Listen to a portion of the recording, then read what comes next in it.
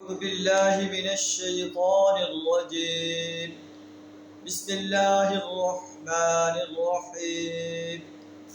يا أيها الذين آمنوا لا تدخلوا بيوت النبي إلا أن يؤذن لكم إلى طعام غير ناظرين إناه ولكن إذا دعيتم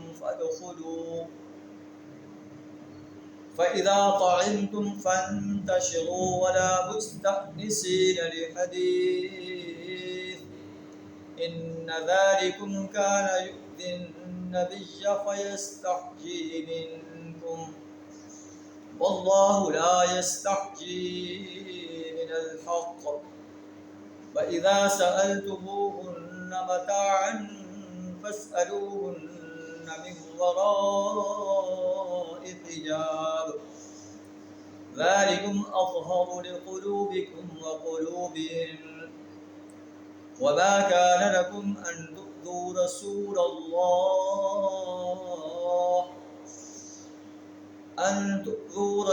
الله ولا أن تنكحوا أزواجه من بعده أبدا إن ذلكم كان عند الله عظيما صدق اللہ العظیم.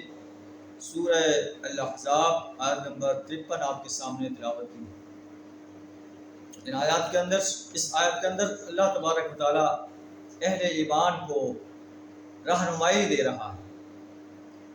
آیت کا ترجمہ کچھ اس طرح ہے کہ یا ایھا الذین آمنوا، اے ایمان کا دعویٰ کرنے والے انسانوں، لا تدخلوا بیوت النبی الا ان یؤذن لکم، نبی صلی اللہ علیہ وسلم کے گھروں میں داخل نہ ہو جاؤ مگر یہ کہ تمہیں اجازت دی جائے.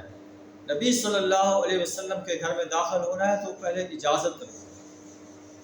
غیر ناظرین اناہ، کھانے کا وقت نہ تاکتے رہو، کھانے کا وقت ہو نبی صلی اللہ علیہ وسلم کے گھر میں چلے جائیں اور جا کر کھانا کھائیں. ولیکن اذا دعیتم فادخلوا، جب تمہیں بلایا جائے تو داخل ہو جاؤ کھانے کے لیے. فاذا طعمتم فانتشروا، جب تم کھانا کھا لو تو پھر منتشر ہو جاؤ. یہ نبی صلی اللہ علیہ وسلم کے گھر میں داخل ہونے کے لیے، وہاں کھانے کے لیے رہنمائی دی جا رہی ہے. اور اس طرح پورے اہل ایمان کے گھروں کے لیے یہ رہنمائی ہے کہ جب نبی صلی اللہ علیہ وسلم کا گھر نمونہ ہوگا تو پھر تمام اہل ایمان اس کو نمونے کو فالو کریں گے. فَإِذَا طَعَمْتُمْ فَانْتَشِرُوا، جب تم کھانا کھا لو تو منتشر ہو جاؤ. وَلَا مُسْتَأْنِسِينَ لِلْحَدِيثِ، اور باتوں میں نہ لگا رہو.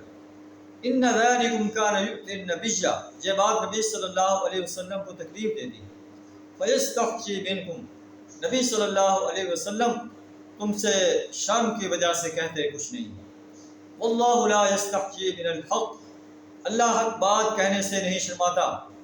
وَإِذَا سَأَلْتُمُوهُنَّ مَتَاعًا فَاسْأَلُوهُنَّ مِنْ وَرَاءِ حِجَابٍ، اور جب تمہیں نبی صلی اللہ علیہ وسلم کی بیویوں سے کچھ مانگنا ہو، فَاسْأَلُوهُنَّ، مانگو ان سے، مِنْ وَرَاءِ حِجَابٍ، پردے کے پیچھے سے مانگو.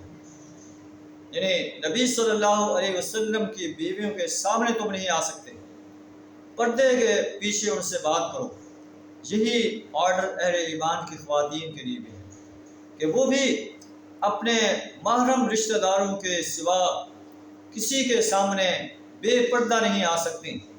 انہیں پردہ کرنا چاہیے، انہیں اپنے آپ کو چھپانا چاہیے. عورت کا معنی ہے چھپانا، عورت کو اپنے آپ کو چھپا کر رکھنا چاہیے.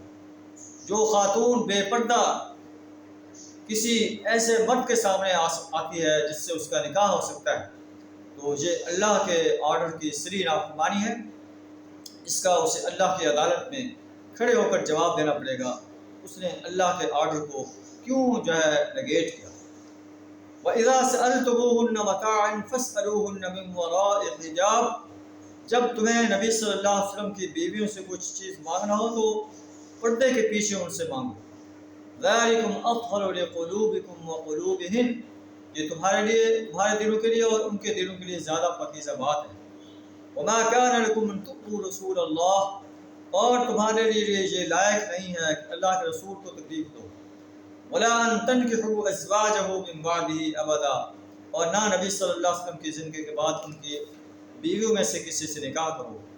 ان ذالکم کان عند اللہ عظیما، اللہ کے ہاں یہ بہت بڑا گناہ ہے کہ تم ایسے کاموں کا ارتکاب کرو۔ اللہ سے دعا کریں ہمیں قرآن کی اس سنہری ہدایات کو، ان سنہری آرڈرز کو اپنانے کی توفیق عطا فرمائے۔ وآخر دعوانا الحمد للہ رب العالمین۔